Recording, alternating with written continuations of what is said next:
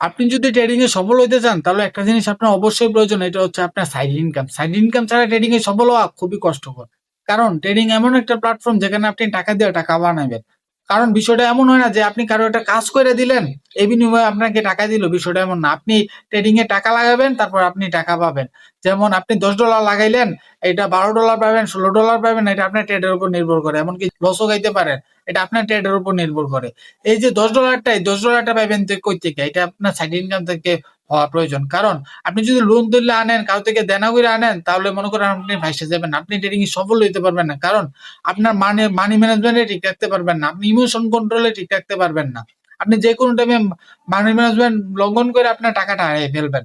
এজন্য আপনি যদি ট্রেডিং এ আসতে হয় তাহলে একটা সাইড ইনকাম থেকে টাকাটা আইনা তারপর আপনি ট্রেডিং এ লাগান। আর না হলে আপনি পুরাপুরি ফাইসা যাবেন। এমন আমার কাছে রেকর্ড আছে, আমি জানি যে তারা ট্রেডিং এ লোন তুলে টাকা লাগায় তারা অনেক টাকা হারাই ফেলছে, পরে তারা আত্মহত্যা পর্যন্ত করছে। এমনও রেকর্ড আছে। তাই আমি অবশ্যই বলবো যে ট্রেডিং এ যেহেতু আসতে হবে, টাকা যেহেতু লাগাইতে হবে, তাহলে অবশ্যই আপনি সাইড ইনকাম থেকে টাকা লাগাবেন, কোনো সময় লোন তুলে না।